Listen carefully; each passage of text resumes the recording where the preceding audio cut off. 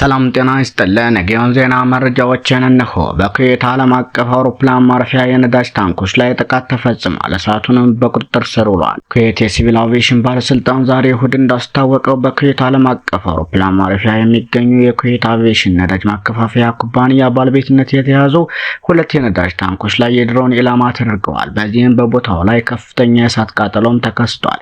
የባለስልጣኑ ቃል አቀባይ አብዱላህ አልራጅ እንደተናገሩት የመጀመሪያ ደረጃ ሪፖርት እንደሚያመለክቱት ጉዳቱ ቁሳዊ ብቻ እንጂ ሰለባዎች አለመኖራቸውን አረጋግጠዋል። ባለስልጣናት ወዲያውኑ የጸደቁ የአደጋ ጊዜ ሂደቶችን ተግባራዊ በማድረግ የእሳት አደጋ መከላከያ ቡድኖችና አግባብነት ያላቸው ኤጀንሲዎች እሳቱን በመቆጣጠር ላይ ይገኛሉ።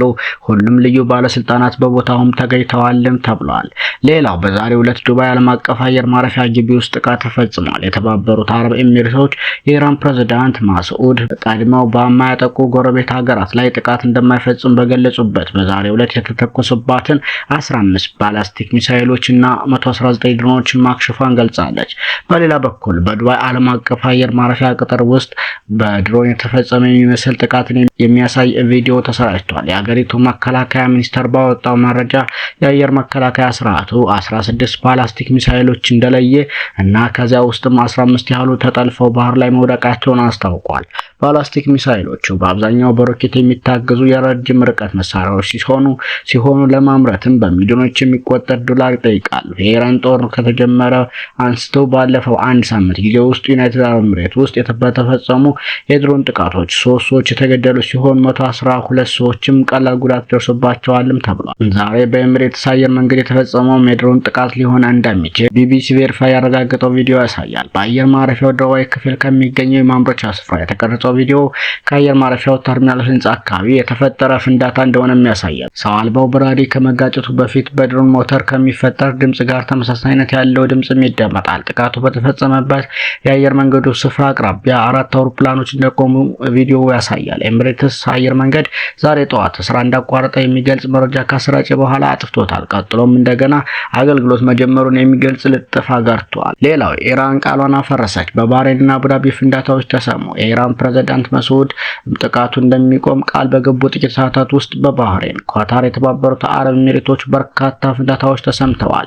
የቀጠለው ጥቃት የዓይን እማኞች በባህሬን ከፍተኛ ድምጽ ያላቸው ፍንዳታዎችን የሰሙ ሲሆን የኢራኑ ፋርስ ዜና ወኪል ደግሞ በባህሬን በሚገኙ የአሜሪካ ጦር ሰፈሮች ላይ ግዙፍ ፍንዳታዎች ደርሰዋል ሲል ዘግቧል። የተባበሩት አረብ ኤሚሬትስ ምላሽ የአቡዳቢ ብሔራዊ ደህንነት ምክር ቤት የአየር መከላከያ ስርዓቱ የሚሳኤል ጥቃትን እየመከተ መሆኑን አረጋግጦ ህዝቡ በሰላማዊና ደህንነቱ በተጠበቀ ቦታ እንዲቆይም አሳስቧል። በኳታር የሚገኙ ኤሲኤንን ባልደረቦችም ተከታታይ የሆኑ የቦምብ ፍንዳታ ድምጾች ማድመጣቸውንም ገልጸዋል። የፕሬዝዳንቱ አወዛጋቢ መግለጫ ቀደም ብሎ ቅዳሜ ዕለት ፕሬዝዳንት ፔዚሽኪያን በኢራን ድሮንና ሚሳኤል ጥቃት ለተጎዱ የአረብ ሀገራት ይቅርታ ጠይቀውም ነበር። ጎረቤታችን ጥቃት ካላደረሱብን በስተቀር ጥቃታችንን እናቆማለን የሚል ቃል ቢገቡም ከሰዓታት በኋላ ግን ጥቃቱ እንደገና ቀጥሏል። የፕሬዝዳንቱ ጽሕፈት ቤት በሰጠው ማብራሪያ የክልሉ ሀገራት አሜሪካ በእኛ ላይ ለምታደርገው ጥቃት ካልተባበሩ አናጠቃቸውም በማለት ቅድመ ሁኔታ አስቀምጧል። በአሁኑ ሰዓት በአካባቢ ያለው ውጥረት ከፍተኛ ደረጃ ላይ ደርሷል።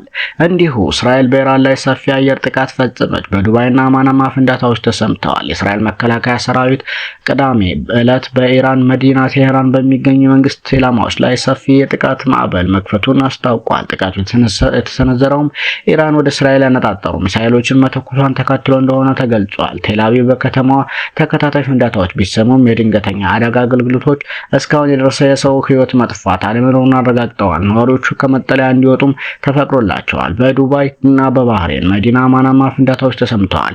በባህሬን ማስጠንቀቂያ ሳይረን የተደመጠ ሲሆን የሀገር ውስጥ ጉዳይ ሚኒስቴር ዜጎች እንዲረጋጉና ወደ ቅርብ የደህንነት መጠለያዎች እንዲያመሩ አሳስቧል። ይህ የእስራኤል እርምጃ ኢራን በባህረ ሰላጤው አካባቢ በሚገኙ ኢላማዎች ላይ የአጸፋ ጥቃት መሰንዘር ከጀመረች ከአንድ ሳምንት በኋላ የመጣ ነው። የእስራኤል ጦር ቀደም ብሎ ባወጣው መግለጫ ከኢራን የተተኮሱ ተጨማሪ ሚሳኤሎችን መለየቱን ገልጾ ነበር። ሁኔታው አሁንም በከፍተኛ ፍጥነት እየተቀያየረ ይገኛል። ሌላው ቱርክ ለኢራን ጠንካራ ማስጠንቀቂያ ሰጥታለች። የቱርክ የውጭ ጉዳይ ሚኒስትር ሃካን ፊዳን ቴህራን ኢራን ወደ ቱርክ ግዛት የሚወነጨፉ የሚሳኤል ጥቃቶችን እንድታቆም ቅዳሜ ዕለት ጠንካራ ማስጠንቀቂያ አስተላልፈዋል። ዋና ዋና ነጥቦችም ከጥቂት ቀናት በፊት የኔቶ የአየር መከላከያ ስርዓት ከኢራን ተተኩሶ ወደ ቱርክ አየር ክልል እያመራ የነበረን ሚሳኤል ማክሸፉን ተከትሎ የመጣ ነው። የቱርክ አቋም ሀካን ፊዳን በኢስታንቡል በሰጡት መግለጫ ቱርክ የግዛቷን ሉዓላዊነት ለማስከበር ማንኛውንም አስፈላጊ እርምጃ ለመውሰድ ዝግጁ መሆኗን ገልጸዋል። ስጋቱ ሚኒስተሩ በኢራን ውስጥ በብሔር ላይ የተመሰረተ የእርስ በርስ ጦርነት እንዲቀሰቀስ የሚደረጉ ሙከራዎች ቱርክ እንደምትቃወም ገልጸው ይህም የቀጠናውን መረጋጋት እንደሚያናጋ ከፍተኛ የፍልሰት ማዕበል ሊያስከትል እንደሚችሉ አስመዝግበዋል። ይህ ውጥረት የመጣው በአካባቢው በመካከለኛው ምስራቅ እየተባባሰ የመጣው ግጭት ተከትሎ ኢራን በተለያዩ ሀገራት ላይ የሚሳኤል ጥቃቶችን እየሰነዘረች ባለችበት ወቅት መሆኑ ነው። ይህ በእንዲህ እንዳለ እንግዶቻችን ብቻ ሳትሆኑ ቤተሰቦቻችን ናቸው ሲሉ ሼክ መሐመድ ቢን ዛይድ ገለጹ። ፕሬዝዳንት ሼክ መሐመድ ቢን ዛይድ በኤምሬትስ እና በአካባቢው በደረሰው የኢራን ጥቃት ዙሪያ ለዜጎችና ለነዋሪዎች የማረጋጊያ መልእክት አስተላልፈዋል። ከበፊቱ በበለጠ ጠንክረን እንደምንወጣ ለሁሉም ቃል ገባለሁ ሲሉ በዛሬው ዕለት በቴሌቪዥን በሰጡት መግለጫ ተናግረዋል። በሀገሪቱ የሚኖሩ የውጭ ዜጎችንም እንግዶቻችንና ቤተሰቦቻችን ናቸው በማለት ላበረከቱት አስተዋጽኦ እውቅና ሰጥተዋል። በተጨማሪም የሀገሪቱን ለመጠበቅ ጥረት እያደረጉ ያሉትን የመከላከያ ሰራዊት አባላትን አመስግነዋል። ፕሬዝዳንቱ በሆስፒታል የሚገኙ ጉዳት የደረሰባቸውን ኤምሬትስ፣ የህንድ፣ የሱዳንና የኢራን ዜጎችን የጎበኙ ሲሆን የሁሉም ደህንነትና ጤና ለሀገሪቱ ቅድሚያ የሚሰጠው ጉዳይ መሆኑንም አረጋግጠዋል። ሰሞኑኛ መረጃዎችን እኛን ይመስሉ ነበር።